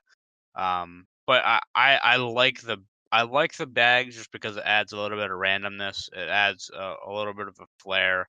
I like that it's not a microtransaction. That's another thing I like. So thank you. I know they finally did something right in that sense. But worth noting real quick that if in case anybody says, oh, they wouldn't, why should they do the give an item for the ones mode with your favorite team? They already do it in HUT. Yeah, they do it again this year. Jerseys. No, they don't. They don't just give you the jersey anymore. Like I opened up HUT for the first time yesterday. First of all, by the way, so since you've played HUT a lot for years, expect a lot of packs. By the way, when you finally get into it, I got a ton. Oh, really? I probably had like 10 packs yesterday. Nice. I maybe more than that. So, and there were a bunch of weird ones. Oh, also, I opened a Connor McDavid, and he was only an 80 overall. I'm confused. It's probably they have like different versions of cards, so you probably get like a lower because I think it's like 87 in HUT or something like that. Yeah, they have like different, and they have like timetable cards now. Like you only have a card for like 10 games or something like that. So I have a bunch of legends now. Like a loan almost. That's exactly what they're called because I did my first challenge. I got a loan Joe Thornton. So it's really strange. But anyway, I wanted to point out. So when you go to NHL and you go through like the menu tutorial and stuff like that, like it asks you what your favorite team is. So I'm a Flyers fan, so I put on the Flyers. And then you go into HUT, I open all the packs and do everything and make my team and everything. And literally the first thing I get is Flyers home and away jerseys, the arena, and the logo to use. And don't you get like 2 players from the team too, or something like that? Yeah, and I dare you to guess who I got. What 2 Flyers players could I possibly get? Andrew McDonald. Yep, got one. Yep, I got it. I got it, man. And trying to, because I know they're around like 75 overall. I want to say. So I'll give you a hint. That's another defenseman. Gudas. Yep, Ratko Gudas and AMAC as the two players I got. You thought they were going to give me G and Patrick? Out of your mind. Yeah, really. So No. it's just funny. Yeah, so I think if they did something with that, I obviously realize again it's a little too late now, but if they were to do something like that, because like I said, it took me 15 levels, which was I mean, it wasn't that much game time. I would say it was probably like I don't know 4 or 5 hours maybe, but it took me that long just to get a piece of clothing for my team. Mhm. So It took yeah, me a couple bags, and I remember. So I have a Flyers parka for my away for my ones player, or well for threes. I guess that would be threes. You don't wear that in ones, but yeah, um, I remember I said to him, "You're like, oh great, I just don't have a sharks thing." And I think I have two sharks items now. One of them being an epic. yeah, yeah, So, whoops. yeah, but. No, I like the randomness of that. I actually gotten some pretty cool, like just regular items. Not NHL team related, so it's cool. I like it. I got a Phantom's goalie helmet. It was a common, but it's still nice as shit. I know. Well, we got a soft spot for them too, but Of course we do, but we got to do a podcast about that, man. Like yeah, good times. the fans used to play at the Wachovia Spectrum before it got knocked down in Philadelphia. So they're basically right next to what was then the Wachovia Center and is now the Wells Fargo Center and Citizens Bank Park. And again, we're in the Philadelphia area. And since the Fams are an AHL team, the tickets were cheap. So Tyler, I believe, had season tickets. I never had season tickets, but I went definitely a bunch, and it was some of the best hockey memories that I've Oh, had. easily, yeah, I will never forget the Purple Rain ever yeah. in my life. I need to go get that jersey. I need a jersey from that I era. I actually have one. I have a jersey, like one of those purple jerseys. They're It's nice as hell. so nice. We'll have to talk about that at a future podcast. But Yeah. I got a common Phantom's mask in one of the bags that I opened, and I get it's only a common, and I have a bunch of epic masks and legendary masks already. But dude, it's too nice. It's actually really nice. But yeah, Yeah. So again, improvements. Always, I like the improvements they made, but there's always room for more. So we'll see. Like I said, I would like them to make some updates this year. We'll see though. The next thing we have is another video game topic. The Black Ops 4 beta has officially dropped. It dropped for PS4 a couple days ago and dropped for Xbox last night. I want to say as we're recording. I know I should stop saying that, but I will. so I just realized I had an epiphany. So before the podcast, when we were playing, Tyler said that we thought we talked about this already, like the beta dropping. I think I realized what you were talking about. This is Blackout, the multiplayer beta we talked about before. Yeah, right. So this is Blackout. So this is the battle royale mode that was announced earlier for Black Ops 4. I'm actually installing it as we speak because I got a code from somebody. I have not pre-ordered yet just because that's money. But Hmm. um, so far, so it came out for PS4, I think, right after we recorded last week, and it's now currently out for PC and Xbox, I think is what's happening now.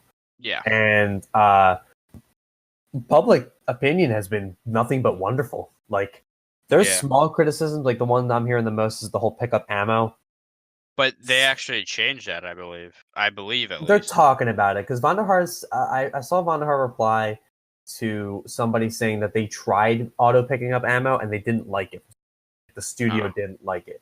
So I don't. They might fix it because there's a lot of people asking for it. Because the most other battle royale modes you can auto pick up, you yeah. can't in this one. But otherwise, like there are people saying like this is it. Like this is the battle royale. Like to take over. Now I don't know if it'll completely take over Fortnite, but the comparison being made is to PUBG.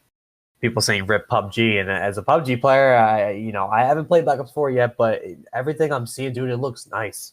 It looks really nice. I mean, I just started playing PUBG recently, and the first thing I thought of when I seen the game is it looks very PUBG like, just a Mhm. lot faster, and the movements are obviously different too, but just that kind of whole the graphics wise, they kind of looked pretty similar.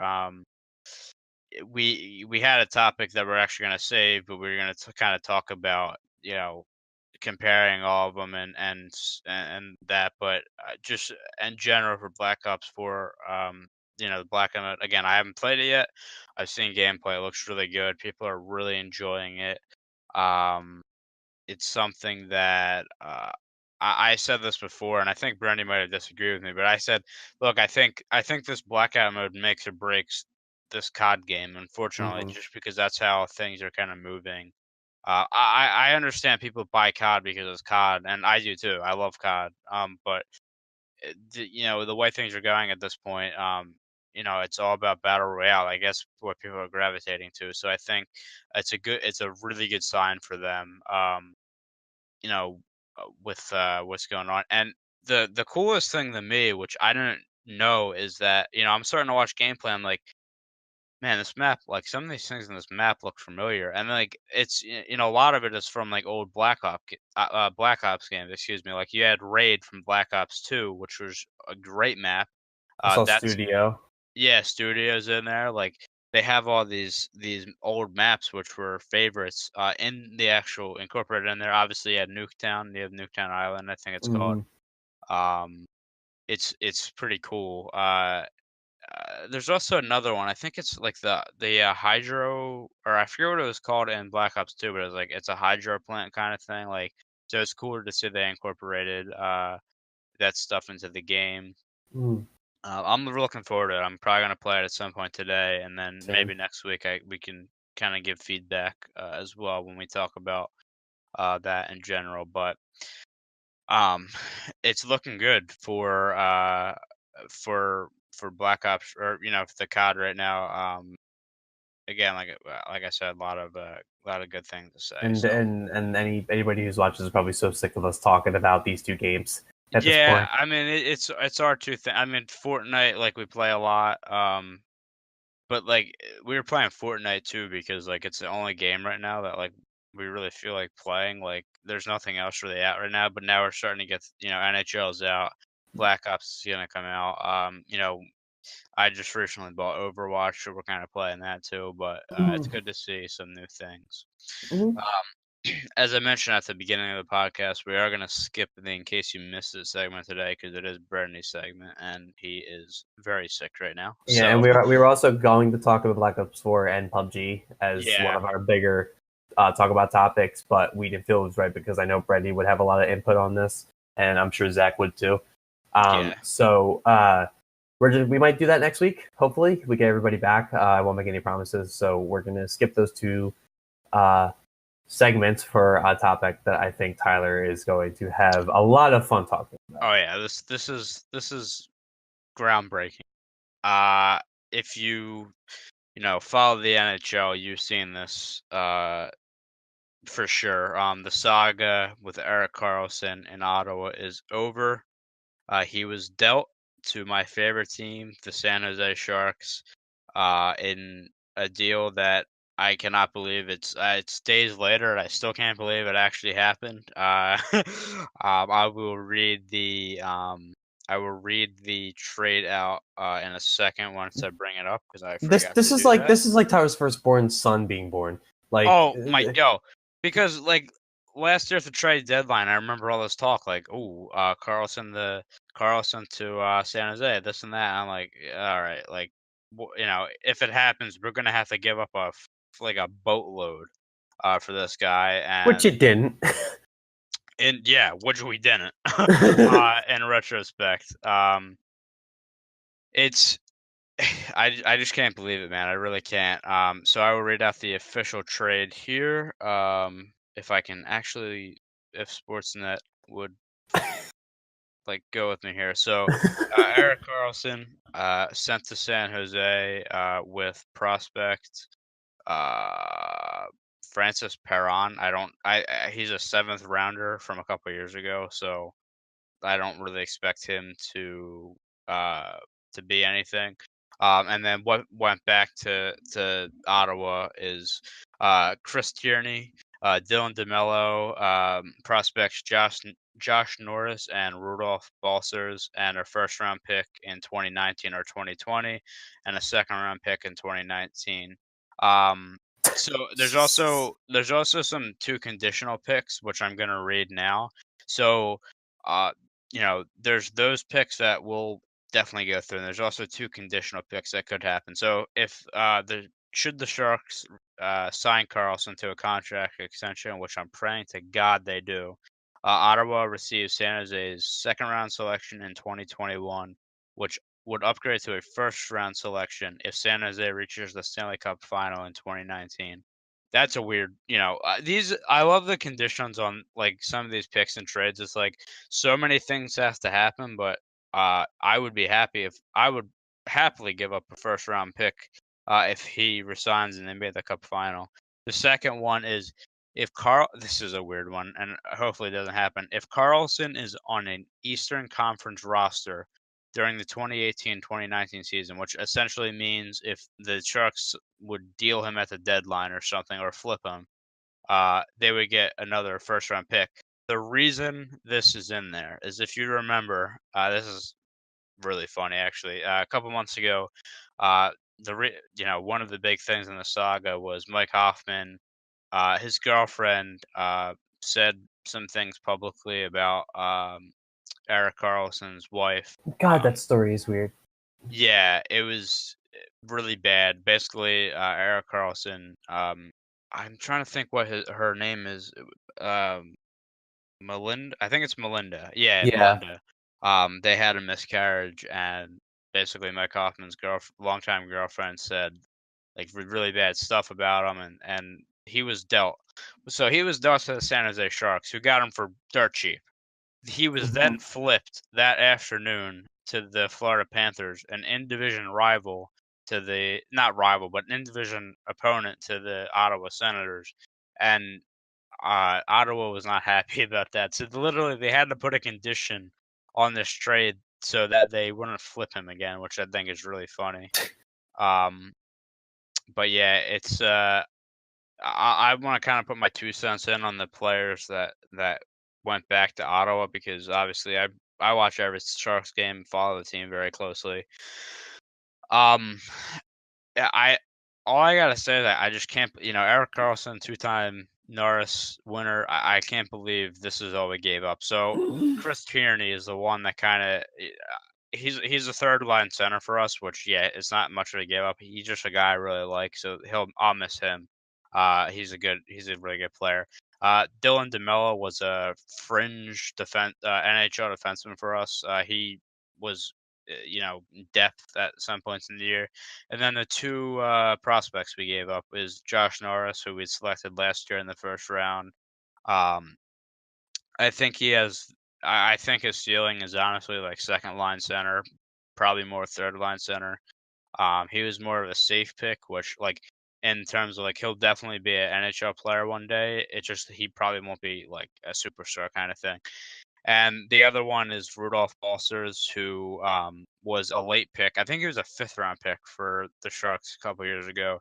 But he was actually been one of our better prospects in terms of he's put up a lot of good points in the AHL. Led them in scoring, the San Jose Barracuda in scoring last year. But look, man, like if you're getting Erik Karlsson, and just for those players, I know there's draft picks involved too. Like, dude, I'll take that any day of the week. Now, the main thing here is he needs to resign for that to, for it to all be good. But hopefully he does. Quite frankly, I'm a little nervous because I thought he would already be signed already, and it sounds like, there's maybe it's not sold that he'll resign. He apparently really likes in Ottawa. Which I don't know how with the, douchebag owner they have, but also the Lightning were rumored. I don't know how they'd make that work under the salary cap because he, good friends with Victor Hedman. So, I am very happy for good reason. I always thought we had a very underrated defense. Like, you talk about the top defenses in the league, and we would always, we might be top 10, but I really thought we could be top 5, top 3. I think the only other competition we have at this point is Nashville for best defense in the league. You got a potential defensive pairing of Erik Karlsson and Brent Burns. That's just nasty as hell. And Mark-Edward Vlasic, one of the guys, he's got to be one of the most underrated players in the league. Like he might be the best defensive defenseman in the league. But and it's not just me saying that. A lot of people actually say that. Like the guys that cover the NHL. He doesn't get the recognition because he doesn't put up the points. But in terms of defensive defenseman, he's, in my opinion, the best in the league. So it's exciting. I could talk about this all day, but I don't want to go too long, so I'll keep it short. But very excited. This is a guy. I'm just looking at his stats. For a defenseman, it's insane. Last year put up 62 points on an Ottawa Senators team that was god awful. 71 the year before, 82. He was a point per game player, and he's a defenseman. Like, Yeah. come on now. It's insane. It's going to add.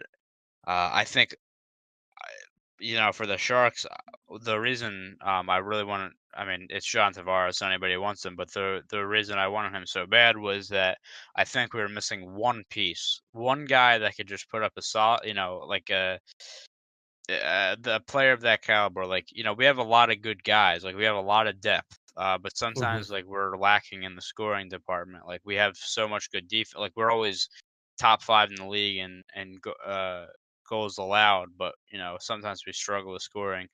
This will help on the back end. The league is transitioning into the point where puck moving defensemen are the big part of it. He's that. We already have Brent Burns. I could not be more excited for this season. Like I said, I really hope, for obvious reasons, he gets re-signed. It would be pretty tough to have a 1-year rental, but if he doesn't, it is what it is. We have him for 1 year. This is our shot. We need to capitalize at some point here. Joe Thornton is old as hell. It could be his last year. Could be next year. You never know. But this is a chance. We need to win a cup. And I honestly think we have a very legitimate shot this year. I think we're one of the contenders, so I'm really, really excited. But It's worth saying that you had a lot on the back end with Erik Karlsson. Your offense is straight up gonna pick up with this too. Like that's the funny thing. Yeah, that's like again, it's weird to say about a defenseman, but we already have Brent Burns, who last year had a down year, but the year before, I think it was the year before, he won the Norris Trophy for best defenseman in the league, and like you got 2 guys now that could potentially put up 60, 70 points from defense. It's awesome. Yeah, I mean, he's gonna put him on net. He's what he's gonna do. If he has that, even if he has a slightly open lane, he's gonna take it. I mean, we were going over stats earlier. Like the shots is what came out to me. Like he had 196 shots last season, but this still boggles my mind. 2014-2015 season, he had 292 shots. As a defenseman, yeah. As a defenseman with 21 goals, by the way. 21 goals and 45 assists with a 66-point season. That wasn't even his best. Like that's insane. Like he's a walking Hall of Famer, and this trade has so many implications on the league itself. Like just with the with the conditional draft picks and everything like that. Like this guy has so much pull, and it's hard not to like him either. Like he's a great guy. I liked him on Ottawa, and I could not believe he went to San Jose. I mean, I was reading that he was going to go west, and then a few hours later, he signs with San Jose. San Jose is a contender now. Like they have some extreme potential here. Like you said, you guys could definitely get the cup here, and you need to win the cup here the next year or two if you get that. But this year, this is a big staple year for San Jose's legacy. So it'll be very, very interesting to see. I'm excited for you.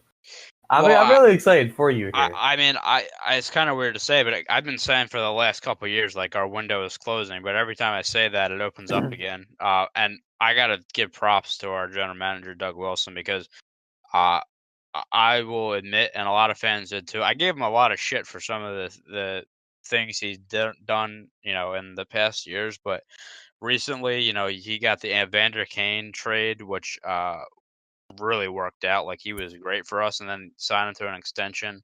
That's a great player to have. You have this trade, and you can't. He didn't get John Tavares, but he tried as his, as hard as he could. He gave him the most money out of everybody. He gave him $13.5 million. He just, Tavares ended up taking a discount to play for his, childhood team, but he's not afraid to make moves, and the Sharks have a lot of cap space still, so we have more than enough money to sign Karlsson to, he's probably worth 10 or 11 million a season. I would say more. I would say closer to 11, and we have plenty of money to sign him. So hopefully, I'm praying to God he resigns. But you never know. But yeah, it's just looking forward to a great season. We're about 3 weeks out from the start of about 3 weeks out from the start of the something season. like that. I think it's actually like 20 days. I think I've seen. So it's gonna be good. I just can't wait. Like I said, I could talk about this all day, but just we're gonna move on. But yeah, that back end for the Sharks this year is looking very, very good. You're scary. You're a scary team. It's good great to hear. Yep. All right, we're gonna move on to our last topic, our NFL predictions for week 2. We don't have Brendy's predictions right now, but we will. We can maybe post them to the Twitter. Before Sunday's game, so it's legitimate. But we will get his picks before the game starts. So I'm just gonna review the games last week. The 3 games we had picked was the New England-Houston game, the Chargers-Chiefs game, and the Carolina-Dallas game. We seen New England come out on top, the Chiefs come out on top, and also the Panthers. So after week 1, the standings read, and I wanted to point out, I think last episode we weren't really sure how we wanted to do it, but we have figured it out. So what we're going to do is each win you get is 1 point, and then if you get the score prediction right, you get an extra point. Pretty simple, but that's how we're going to do it for the whole season. So after week 1, I sit at 2 points, Brendy sits at 2 points, and Bobby sits at 1 point. Of course. Yeah, so plenty of time, obviously, to bring it back. But we have really, really, really good games this week. It was actually honestly, I cannot wait. It was honestly hard to pick 3 games we wanted to look at, but we have them right here. So the first game we're going to look at is the Carolina-Atlanta game. Carolina coming in with the win over Dallas, and Atlanta losing the season opener to the Eagles, where they did not look good. But I'll let you start off with your prediction, and then I'll move to mine, and then we'll kind of just go back and forth. So go ahead with your prediction for the first game. Okay, so this is going to be an interesting one. So Carolina and Atlanta both suffering some pretty bad injuries on both sides, even offense and defense. Atlanta, the big one, losing Freeman for he's officially ruled out now, right? Yeah, he's ruled out for next game. I don't know if about anything further the weeks after, but yeah, next game he is out. Yeah, so Carolina played Dallas last week, and it was a very, very uneventful game. I think it was a 14-8. Was that what it was? No, it was 16. It was 16-8, I think, or something like that. Yeah, I honestly forget. But it was hard to watch. Yeah. So here's where I stand on this whole thing. After the showing of Matt Ryan last week, I am losing a lot of faith in Atlanta's offense. I can't talk. Atlanta's offense. So I'm expecting a similar game to what Carolina and Dallas just did. So I have Carolina beating Atlanta 14-10, which on the surface is a horrible prediction because of Matt Ryan and Julio Jones still existing. But unless Matt Ryan picks up his game, they have no shot at this. They really don't. And it's really weird for me to put all that prediction on one guy. But if you watched the game against the Eagles, you would know exactly why I'm making the prediction. I think it's fair to say. So I'm comfortable saying that Carolina will win 14-10 in a really weird game. Without Freeman, Atlanta has no rushing really. So they're going to have to rely on the passing. And unless Matt Ryan finally decides to pick up his stuff, remember he's a very well-paid quarterback, they're not going to really do much. So I got Carolina winning this one unless Matt Ryan finally gets his head on straight. Otherwise, Julio is just going to run all over him. Yeah, well, so I actually just changed my prediction last second because not influencing by you, but I think Julio Jones last week was, I think, the best player on the field in that game. He went off. I think I said that before, and I think he could potentially have a big game. But I do have Carolina winning this game 24-14. Atlanta after week 1 is already beat the hell up. They lost Keanu Neal, their safety. He looks like he's out for the. I think he's out. Yeah, he tore his ACL. He's out for the year. And then the He's other done. guy was Deion Jones, who they just put on IR, so he's out until at least week 9. Yeah, Freeman out. Yeah, after the first week, they're banged up. I don't think Carolina looked particularly. I mean, their defense looked good last week, but I don't think they particularly showed me anything special. But I do. No. I think Cam was okay. He was the only touchdown, and it was a rushing touchdown Yeah. last week. So, but like looking at like the rest of the numbers earlier, like he didn't really pass for that much. I mean, I think he had like 186 yards or something like that. Yeah. I think he passed for, and there was really no big showings from anybody. And they also don't have Greg Olsen this week. So he broke his foot actually. so he's forgot out for to a mention bit. that. Yeah. So there goes a big part of the receiving for Carolina. Yeah, for sure. I don't even know if I said the score for that game, but the final score I have is 24-14. I had it 24-10, but I changed it to 14 just because I think Julio has like that secondary is for Carolina is not great. I think like Julio alone could get 2 touchdowns, like maybe like 120 yards and 2 touchdowns. So that's why I changed it. But I just think Atlanta is going to struggle with those injuries. Deion Jones is a big loss at the linebacker position. So that's going to be tough. And then they have Coleman in the backfield still, but then they don't have that. They like to use a lot of two. They like to rotate their running backs is what I'm trying to say. So only having one of their essentially starters this week is going to hurt. So I have, like I said, Carolina 24, Atlanta 14. Next game, this is a good one, and one that's close to you. We got the AFC Championship rematch from last year. The New England Patriots versus the Jacksonville Jaguars. Both teams getting a win in Week 1. It was the New England game was a really good game. I'm looking forward to this. So I will. You can say your prediction and then obviously the score. Yeah. So all right, it's really hard for me. God, it's really hard for me to pick when it comes to the Patriots. Right. It's hard for me to not stay biased, but here's what I'm currently thinking, right? So I think with against Houston, which by the way, Houston, we talked about this before, they have a decent defense, right? And New England ran them up. Like the Pats ran them up, and by the time Houston had any shot of, so I forget what it was before they kind of started making the comeback, but I know the score was close. I think it was like 28-21 or something like that. I think it was something like that. But the problem was New England ran up to that 28 before Houston was able to score 2 touchdowns again. So it had left no room for Houston to do any damage whatsoever. And I think Brady proved that he still can. We've said this before that they say it every year. All Brady needs is a body. Like it doesn't matter if it's a kid off the street, he'll get it to his chest every time.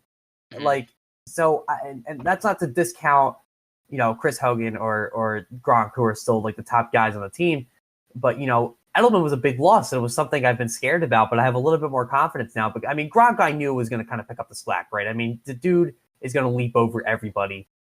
He's so big, and he's got the hands. Like, I mean, what are you can't cover him. It's impossible to cover him. I don't care what Ramsey has to say, right? I not downing his abilities either, but Gronk's just going to leap over him. It's all.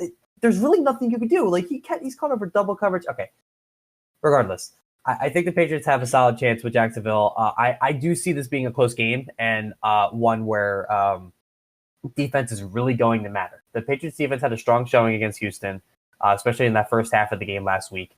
And Jacksonville, I don't even think I really need to talk about their defense anymore. It's ridiculously good, especially their pass rush. So I have a close shootout happening. I have 24-21 in favor of New England. And for the second time in a row, we are going to agree. I have New England winning 17-14. Look, I think the New England defense was a surprise last week. They played really well. Granted, Deshaun Watson looked like he was out of it. Like, he's coming back from not playing football for essentially a year now. I know he's been in training camp and stuff like that, but with the injury last year, he didn't look great, but that defense also played really well. You had, Matt Patricia is no longer there on defense. You have a new defensive coordinator, but things look good there. I like, obviously that offense with Brady is always going to put up points, and if their defense can hold firm, they're always going to have a good chance.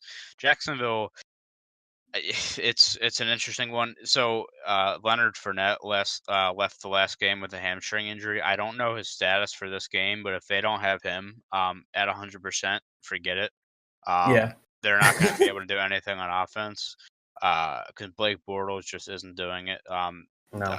Every year, I thought last year at the end of the year, with him carrying to the AFC Championship, I'm like, you know what, this guy isn't as bad as I thought. And then I watched Week 1 last week. I'm like, nope, this guy still fucking sucks. So, no, I think they need, if even a hamstring injury. I've had him in the past. Like, honestly, he probably won't be at 100% because they're just annoying, and especially in the game of football at a high level, it's going to be tough. But the defense is going to be tough for Brady to break down. I just think it's going to be low scoring. I have 17-14, but close throughout. And again, I think out of all the games on the slate, this is the one I'm really looking forward to. I'm pretty sure it's a 4:30 kickoff. So Yeah, the only question mark I fun. wanted to point out for New England that I don't think any of us mentioned yet. So Jeremy Hill got injured last week, Yep. running back, and now Burkhead and Sonny Mitchell are both hurt as well and questionable for the game, I believe.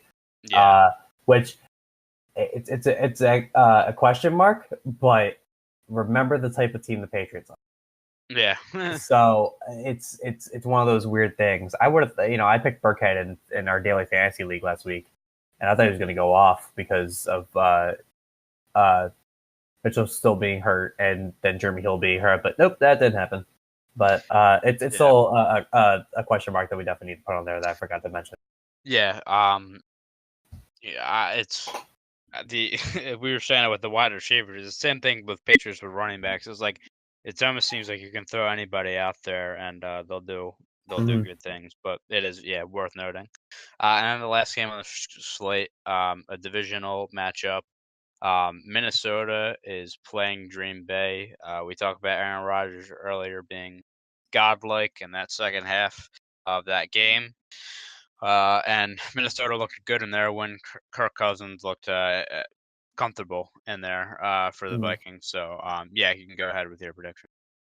Okay, so this is definitely dependent. Aaron Rodgers is still in a weird injury spot right now, I believe. I don't think he's totally confirmed. Yeah, so I was saying earlier that he's day to day, so I'm not sure yet. But I'm assuming he'll play. I'm definitely assuming he'll play. So that's where my prediction is coming from. I'm just going to cut you off again. This prediction is assuming Aaron Rodgers play. I think for both of us, our prediction is assuming Rodgers plays. Yeah. So my prediction is this. So first of all, it's at Lambeau Field at Green Bay. So I'm sure Aaron Rodgers is going to get a standing ovation as soon as he walks out on the field tomorrow. So that'll be interesting. But so here's what I expected. So Kirk Cousins also, he's been known to throw pretty good against Green Bay in the past. I'm sure he'll do it again. So here, I'm predicting this is going to be a big quarterback shootout. That is what I'm predicting here. This is going to be a big back and forth offensive battle. So I'm actually expecting a high scoring game on this one. You can make an argument for Minnesota's defense, but it's Aaron freaking Rodgers at Lambeau Field. Yeah.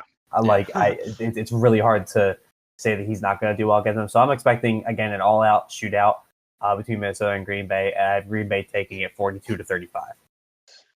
And this is the only one we disagreed on. I do have Minnesota winning at 31-28.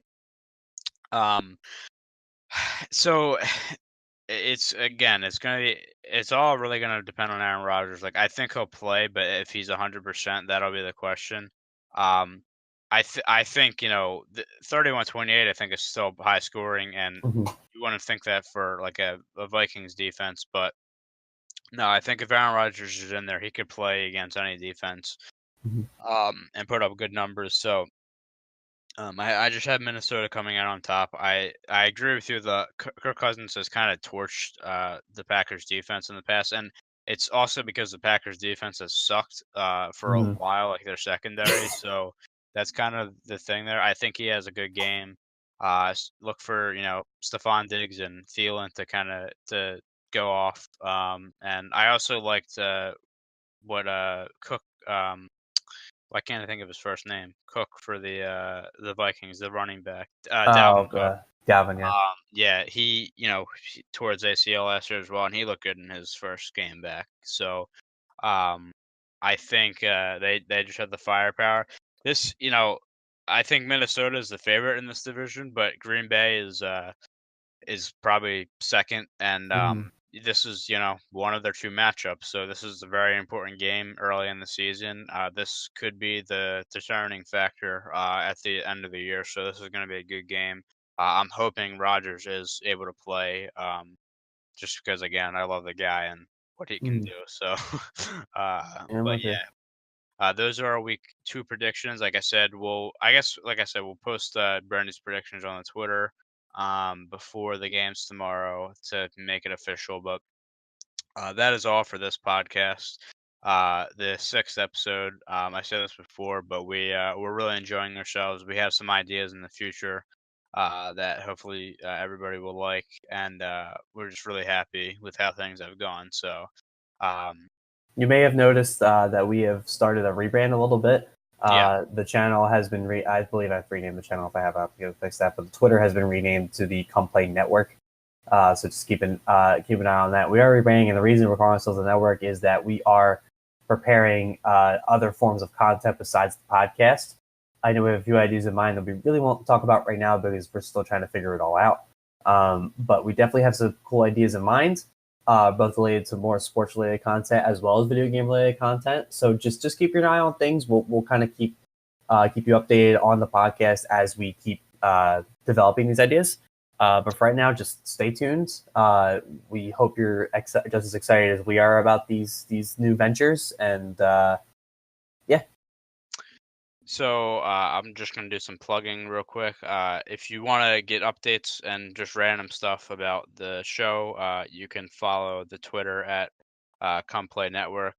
We're looking to maybe branch out social media wise, so we'll let you know if we do that. But if you liked our 2-man podcast, I think it was a productive one. We didn't yeah, I have the think whole so. gang, but I think we did good. You can like the video and subscribe if you haven't already for more podcasts.